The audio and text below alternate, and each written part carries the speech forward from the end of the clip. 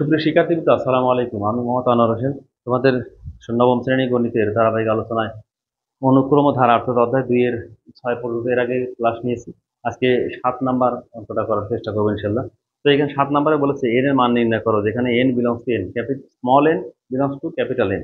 Small N হচ্ছে যে কোনো সংখ্যা এবং এটা বিলংস টু এন, এটা হচ্ছে ন্যাচারাল নাম্বার, স্বাভাবিক সংখ্যা। তো এখানে 1 নম্বরে দেখতে পাচ্ছি যে সামেশন, এটা তোমরা এই প্রতীকটা সম্পর্কে অষ্টম শ্রেণীতে পরিচিত। Summation k equal to 1 to n, k equal to 1 to n মান বলতে কে এর মান 1 হলে প্রথম পদ, তারপরে 2 হলে দ্বিতীয় পদ, 3 হলে তৃতীয় পদ, এভাবে প্রত্যেকটা পদ প্লাস হবে, যোগ করে করে এই টোটাল সমষ্টি দেওয়া আছে -20। এখান থেকে আমাদের n এর মান নির্ণয় করতে হবে। কে এর মান n 1 থেকে n পর্যন্ত। দেখো এখানে কে ইকুয়াল টু 1 হলে এখানে যদি আমরা কে এর মান 1 বসাই, 220 - 4 × 1 অর্থাৎ 20 - 4 = 16। কে ইকুয়াল টু 2 হলে 20 - 4 × 2 অর্থাৎ 20 - 8 12। কে ইকুয়াল টু 3 হলে 20 - 4 × 3 20 - 12 = 8। এভাবে করে কে এর মান চলতেই থাকবে কতদূর পর্যন্ত? n পর্যন্ত। এটা লোয়ার লিমিট, এটা আপার লিমিট। কে এর মান 1 থেকে n, তাহলে এভাবে চলতে থাকলে n কে ইকুয়াল টু যখন n হবে তখন 20 - 4 × n অর্থাৎ 20 - 4n। এই 20 - 4n এটা হবে হলো n তম পদ। তো এই সবগুলো পদের সমষ্টি হবে -20, অর্থাৎ এখানে প্রাপ্ত ধারা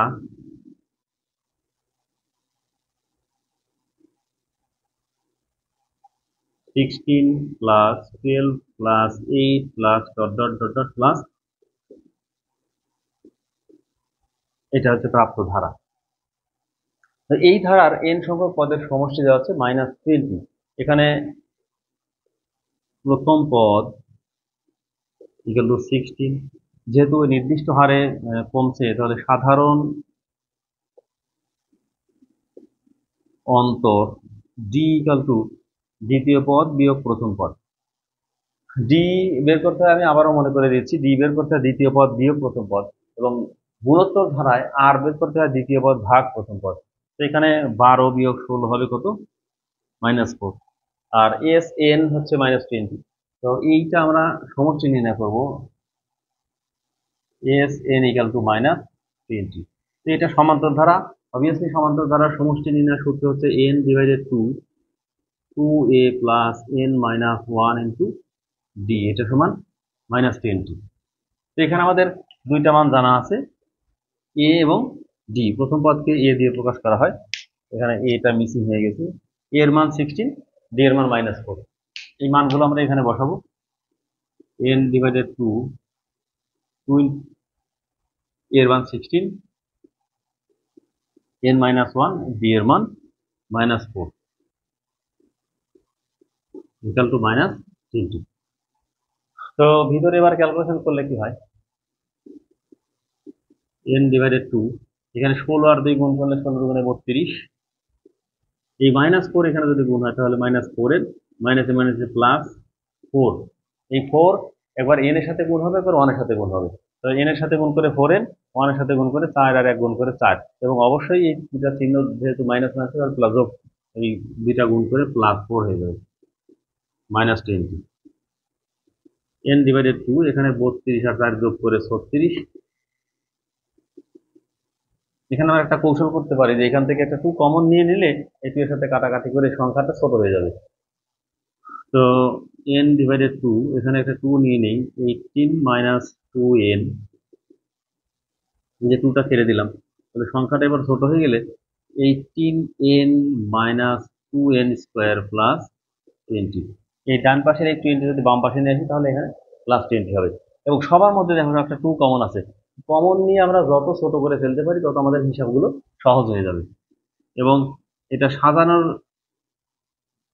সাজানোর জন্য -2 এটা কমন নিই, n স্কোয়ার, এটা প্লাস ছিল এটা মাইনাস হয়ে যাবে। 2 যেহেতু কমন নিয়ে নিলাম তাহলে 18কে 2 দিয়ে ভাগ করলে বসবে 9n, এবং এটা মাইনাস হবে, 20কে 2 দিয়ে ভাগ করে বসবে 10। তাহলে থাকলো কি আমাদের n square minus 9n minus 10 equal to 0। এই -2 এটা এই পুরোটা যদি ডান পাশে পক্ষান্তর করি তাহলে 0 নিচে ভাগ হয়ে 0 হয়ে যাবে। এটা আমরা এখন মিডল টার্ম করে দিব যে n square minus 10n plus n। দেখো মিডল টার্ম তোমাদের মনে আছে কিনা যে গুণ করে 10 হবে, বিয়োগ করে 9 হবে, গুণ করে 10 আর এখানে যে চিহ্ন থাকবে সেই কাজ করে অর্থাৎ বিয়োগ করে 9। তাহলে এখানে আমরা জোড়ায় জোড়ায় কমন নিতে পারি। n কমন নিলে n মাইনাস 10, এই দুইটার মধ্যে কিছু কমন নাই, n 1 কমন। এখান থেকে আমরা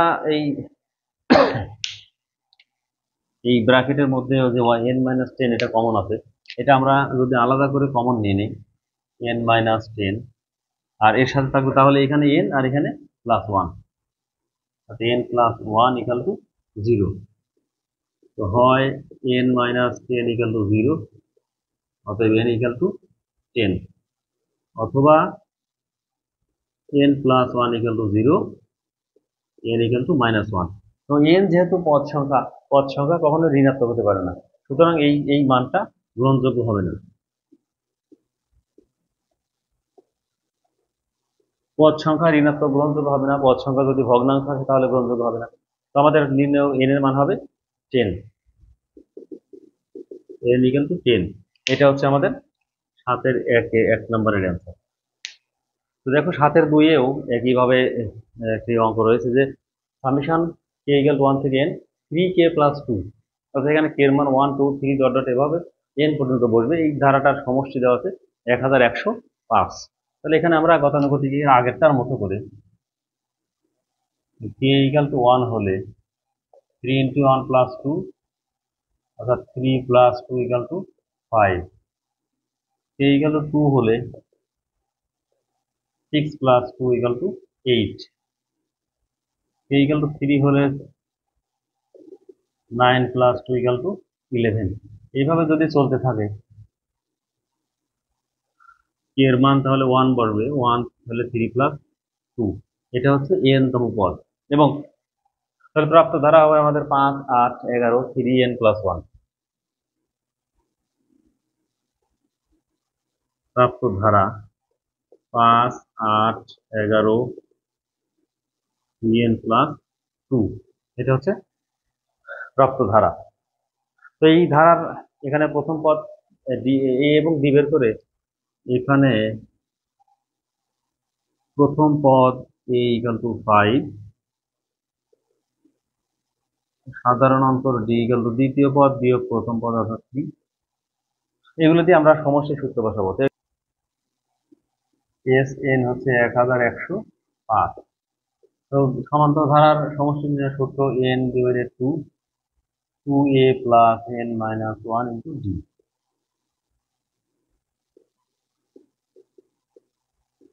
আগের মতো করে a এর মান দিব 5 আর d এর মান দিব 3।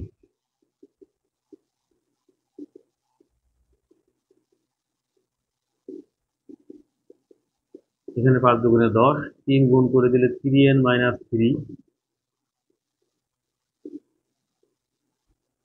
10 বিয়োগ 3, 10 থেকে 3 বাদ দিলে হবে 7, 3n।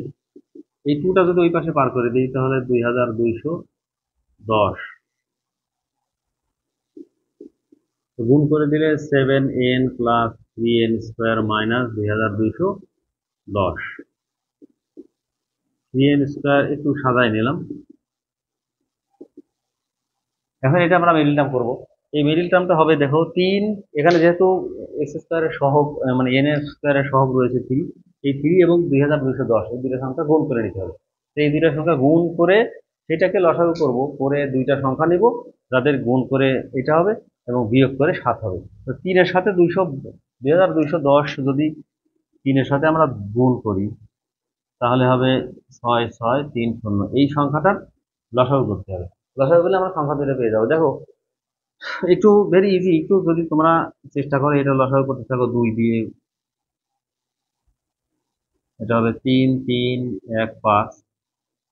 যদি 3 দিয়ে করি 11 5, এবার 5 দিয়ে যদি করি তাহলে 5 দুগুণে 10 1, 5 দুগুণে 10 দিয়ে এত হবে এবার 13 দিয়ে যদি ভাগ করি তাহলে 17 হবে। এই যে এইটুকুন করলাম, এখান থেকে একটা জিনিস খেয়াল করো যে আমরা বারবার বিভিন্ন সংখ্যা নিয়ে নিয়ে এই সংখ্যা দুটা এমন ভাবে দুইটা গুণনীয়ক নিব যে দুইটা আমরা গুণ করলে হবে এই 6,630, অর্থাৎ আমরা মিডিল টার্মের যে নিয়ম, গুণ করে 6,630 হবে, আর মাইনাস করে, যেহেতু 2,210-এর সামনে মাইনাস রয়েছে, তাহলে মাইনাস করে 7 হতে হবে। একটু ভালো করে খেয়াল করবে যে এই মাইনাস করে অবশ্যই 7 মেলাতে হবে।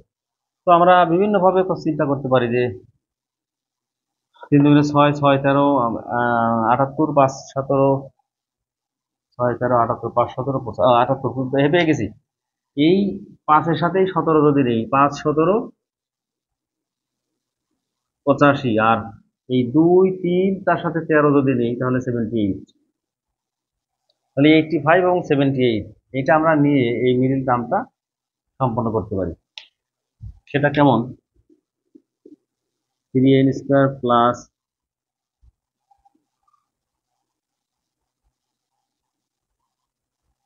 -78 প্লাস 85। দেখো বিয়োগ করে +7, তো বড়টাকে প্লাস ছোটটাকে মাইনাস। এখন কেউ কেউ বলতে পারো যে স্যার বড়টা আগে ছোটটা পরে নিলে হবে না? হবে। 85n - 78n, তো আমাদের কমন নেওয়ার সুবিধা আছে, 3 দিয়ে এই 85 কে ভাগ করা যায় না, বিধায় এই 78টা আগে নিয়ে আসলাম। তো এখন আমরা কমন নিব, 3n যদি কমন নিই তাহলে n মাইনাস, এখানে 3 × 6, 3, 6, 18, এখানে 85 কমন, n - 26, তো n - 26 একটা কমন, আর থাকলো 3n প্লাস 85। তো এখানে যদি আমরা হয় অথবা বের করি তাহলে আমাদের মান বের হবে n - 26 = 0, n = 26, 3n প্লাস 85 অথবা 3n প্লাস 85 = 0, 3n = -85, n = -85 ভাগ 2। এমনিতে মাইনাস মান গ্রহণযোগ্য নয়, তারপরে আবার ভগ্নাংশ, তো এটা নিশ্চিন্তে অ্যাভয়েডেবল। আমরা এটা লিখে দেবো যে গ্রহণযোগ্য নয়।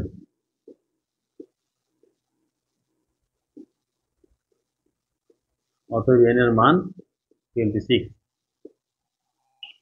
অর্থাৎ এখানে যে n এর মানটা পেয়েছি এটাই হবে আমাদের অ্যান্সার, হচ্ছে 7-এর 2 এর অ্যান্সার। তো দেখো সুপ্রিয় শিক্ষার্থীবৃন্দ, এখানে 7-এর 3 নম্বরে summation -8 0.5 two the power k - 1 -255 / 16। তো এটা আমরা এইটা হচ্ছে আমাদের প্রদত্ত রাশি। তো এখানে আগের 1 আর 2 এর মতো করে আমরা যদি k = 1 বসাই তাহলে এটা যা থাকবে টোটালি সবগুলো ঠিক থাকবে, শুধু k এর জায়গায় বসবে 1। এটা কিন্তু স্টুডেন্টরা খুবই কনফিউজড যে আসলে এত ভগ্নাংশ দশমিক আসলে বিষয়টা কেমন হবে। কোনো কিচ্ছু না, ভয়ের কিছু নাই, এখানে সব ঠিক থাকবে, শুধু k এর জায়গায় বসবে 1। তাহলে এই যে 0.8, -8, 0.5, এই যে পাওয়ার এখানে k ছিল, k এর জায়গায় শুধু 1 বসে গেছে, 1 - 1, তো 1 - 1 0। তো যে কোনো কিছু পাওয়ার 0 হলে আমরা সূচকের নিয়ম অনুসারে জানি 1। তো এইটা -8 থেকে যাবে, আর এইটার পাওয়ার 0 হওয়ার কারণে মান 1, সেই 1। তাহলে 8 আর 1 গুণ করে 8 আর 8, k এর মান যদি 2 হয়, দেখো সব ঠিক আছে, এখানে k এর জায়গায় বসছে 2। আমরা যদি একটু চিহ্নিত করতে পারি, তো এটা 1, এটা 2, এটা 3, শুধু k এর জায়গায় 3 বসবে। একটু চেঞ্জ বোঝানোর জন্য আমি একটু গোল মার্কিং করলাম। তো 3 - 1 মানে 2, 2 - 1 মানে পাওয়ার 1, অর্থাৎ এটা গুণ করে -4, এই মান 3 হলে এটা গুণ করে -2। এইভাবে আমরা -8, -4, -2 আমরা ধারা পেয়ে যাচ্ছি। এবং এভাবে যেতে যেতে k এর মান যদি n হয় তাহলে n - 1 হবে। তো এইটা হচ্ছে n তম পদ, এটা কোনো ক্যালকুলেশন এখানে হবে না, এটাই আমাদের n তম পদ। তাহলে আমাদের প্রদত্ত ধারা হচ্ছে কি -8, -4, -2 ডট ডট, এভাবে n তম পদ। এবং এই ধারাতে আমরা এখানে পেয়ে যাচ্ছি a এর মান, প্রথম পদ a = এটা a, এবং এখানে বিয়োগ করে করে বিয়োগফল সমান হচ্ছে না, অন্তর সমান না। সুতরাং যেহেতু অন্তর সমান হচ্ছে না এবং ভাগ করে আমরা দেখতে পেয়েছি যে ভাগ করে সমান হয়, সুতরাং ধারাতে আমরা সিদ্ধান্ত নিয়েছি এটা একটা গুণোত্তর ধারা। তো তাই এখানে সাধারণ অনুপাত বের হবে, সাধারণ অনুপাত r সমান দ্বিতীয় পদ ভাগ প্রথম পদ। দ্বিতীয় পদ হচ্ছে -4, প্রথম পদ হচ্ছে -8। তাহলে এটা আমরা যদি কাটাকাটি করি তো 4 আর 2 কাটলে 4 × 4, 4 × 2 = 8। অর্থাৎ আর এর মান পাচ্ছে হাফ, এবং এই হাফ হচ্ছে একের চেয়ে ছোট। এখন প্রশ্ন মতে এস এন ইকাল টু এটা, তাহলে এস এন ইকাল টু যদি এটা হয় এবং আর এর মান একের চেয়ে কম হয়, সেই ক্ষেত্রে আমরা সমষ্টির সূত্র জানি a one minus r to the power n divided one minus r equal minus 255 divided 16। তো এ এবং আর এর মানটা এখানে বসিয়ে দেব। এ হচ্ছে -8, 1 মাইনাস আর হলো হাফ, হাফের পর N divided 1 minus half minus 255 divided 16। এই -8টা এটা টোটাল টার্মটার সাথে গুণ অবস্থা রয়েছে, আমি এটা পক্ষান্তর করে দিলে ভাগ হয়ে যাবে, অর্থাৎ নিচে গিয়ে 16 সাথে গুণ হয়ে যাবে। তো উপরে 1 minus 2 two the power N, অর্থাৎ হাফের পর এন দিয়ে দিয়ে যেভাবে ছিল 1 মাইনাস হাফ, এক থেকে যদি আমি হাফ বাদ দিই অর্থাৎ অর্ধেক বের করি তাহলে হাফ পাবো 255। এই -8 ওই পাশে গেলে নিচে গুণ হয়ে যাবে, মাইনাস মাইনাস কেটে গেল। তো 1 minus have to the power N equal to 255, আর নিচে 8 16 গুণ করে কত হচ্ছে, 16 গুণন 8 হয়ে 128। আর এই যে হাফ একটা, এই হাফটা নিচে ভাগ আকারে রয়েছে, এই হাফ যদি আমরা পক্ষান্তর করি তাহলে এখানে গুণ হয়ে যাবে।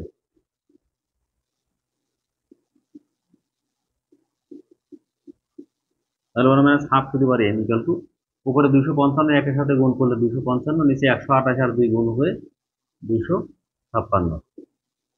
এখানে আমরা এই সংখ্যাটা বাম পাশে নিয়ে আসি, যেহেতু এন বের করব তো এন সংশ্লিষ্ট পদটা এক পাশে এবং যাদের সাথে এন নাই সেই সংখ্যাগুলো এক পাশে, অর্থাৎ এটা যদি আমরা ডান পাশে পক্ষান্তর করি have to the power N, এটা 256। তো এখানে যদি লসাগু করে দিই 256, তাহলে 256 বিয়োগ 255 ইকুয়াল টু হাফের পাওয়ার এন। 256 থেকে 255 বাদ দিলে হবে 1। তো এখান থেকে আমরা খুব ইজিলি মান পেয়ে যাই, উপরে 1 নিচে 256 equal to have to the power N. তো আমরা এখানে খেয়াল করবো যে 2 এর পাওয়ার কত দিলে 256 হয়, এই পাশে যেহেতু হাফ রয়েছে তাহলে বাম পাশে আমাকে হাফ বানাতে হবে। দুই পাশে যদি ভিত্তি সমান করতে পারি তাহলে আমরা এই ভিত্তি দুটা বাদ দিয়ে দিতে পারবো। তো এখানে হাফ টু দি পাওয়ার 8, ডান পাশে have to the power N. আমরা দুই পাশ থেকে হাফ ক্যান্সেল করে পাওয়ার দুইটা সমান লিখে দিতে পারি, 8 equal to N, N equal to 8। এই যে এন এর মান 8 পেয়ে গেলাম। তো শিক্ষার্থীবৃন্দ দেখো যে আমরা সাথে 4 নাম্বার, এটা আরো আরো ভেরি সিম্পল, মানে আশপাশে সাথে কোনো সংখ্যা গুণ নেই, শুধু একটা সংখ্যা 3 two the power K minus 1। তো এখানে কে এর মান আমরা 1 2 3 এভাবে বসাবো, বসাতে থাকবো ইকাল টু এই সমষ্টি দেওয়া আছে 3280। দেখো আগের মতো করে কে এর মান যদি 1 হয় তাহলে এখানে 1 মাইনাস 1 3 পাওয়ার 1 মাইনাস 1 মানে 0। আমরা এর আগেই দেখলাম যে কোনো কিছু পাওয়ার 0 হলে মান 1 হয়, অর্থাৎ 3 two the power 0 equal to 1। এর মান যদি 2 হয় তাহলে 3 এর পাওয়ার 2 মাইনাস 1 অর্থাৎ 3 পাওয়ার 1, তাহলে হবে 3। 3 এর পাওয়ার কে এর মান যখন 3 তাহলে 3 মাইনাস 1 অর্থাৎ 2, 3 স্কয়ার মানে 9। এইভাবে কে এর মান যখন n হবে তাহলে 3 two the power n minus 1, তার মানে এটাই হচ্ছে n তম পদ, এবং প্রাপ্ত ধারা হবে 1 1 3 9। এইভাবে করে এই সংখ্যা, এটা হচ্ছে প্রাপ্ত ধারা, যার প্রথম পদ হচ্ছে a ইকাল টু 1, এটা প্রথম পদ। তো আর এর মান দ্বিতীয় পদ ভাগ প্রথম পদ, এখানেও বিয়োগফল অন্তর সমান হবে না, তাই এটা সমান্তর ধারা হবে না, তো গুণোত্তর ধারা হচ্ছে। তো এখানে সাধারণ অনুপাত আর এর মান 3 যা একের চেয়ে বড়, এবং যেহেতু সমষ্টি দেওয়া আছে 3280 এবং এন এর মান একের চেয়ে আর এর মান একের চেয়ে বড় হয়, এখানে এটার ক্ষেত্রে সূত্র হবে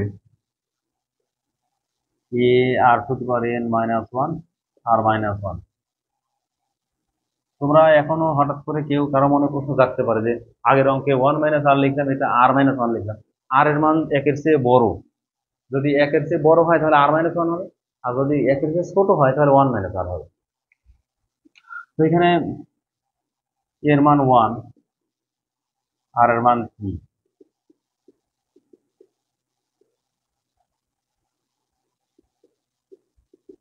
এখানে 3 বিয়োগ 1 2, 3280। 3280 সাথে যদি 2 যোগ করি, গুণ করি, 2 গুণন 3280, তাহলে 6560, 6560। আমরা এই 1 যদি ওই পাশে পার করে দিই তাহলে -1 ওই পাশে গেলে হবে +1, 6561। 3 পাওয়ার কত দিলে 6561 হবে? তুমি 2 3 4 5 7 9 দিয়ে চেক করবে। যদি পারে 8 দিলে এটা হবে, অর্থাৎ 8টা 3 গুণ করে দিলেই 6561 পাওয়া যাবে। তো এখান থেকে আমরা 3 3 মাইনাস করে বলতে পারি n এর মান 8, অর্থাৎ এটা হচ্ছে আমাদের 4 নাম্বার অ্যান্সার। তো 7 নাম্বার সলিউশন এখানে শেষ হয়ে যাচ্ছে। তারপরে এর পরবর্তীতে 8 9 10 এভাবে যাব। তো আহ, যারা এখন পর্যন্ত আমার চ্যানেলটি সাবস্ক্রাইব করেনি, সাবস্ক্রাইব করে পরবর্তী সলিউশন পাওয়ার অপেক্ষায় থাকবে, এবং যে অঙ্কগুলো স্টেপ বাই স্টেপ করে দিচ্ছি প্রত্যেকটা সমাধান করবে। সামনে তোমাদের পরীক্ষা, খুব ভালো করে প্রস্তুতি নিলে আমার মনে হয় যেভাবে আমি অঙ্কটা বুঝালাম, বিভিন্ন সময় কাট করে বা স্টপ করে পজ করে নিয়ে অঙ্কগুলো কালেকশন করে একটু কয়েকবার প্র্যাকটিস করলে খুব ভালো একটা রেজাল্ট আশা করা যাবে ইনশাল্লাহ। তো এই তোমাদের আহ, শুভ কামনা জানিয়ে, এবং পরবর্তীতে আরো ভালো করবে আমার সাথে থেকে, পরবর্তী ক্লাসগুলো করবে আশা করি। তো সেই আশাবাদ ব্যক্ত করে আজকের মতো এখানে শেষ করছি। আসসালামু আলাইকুম।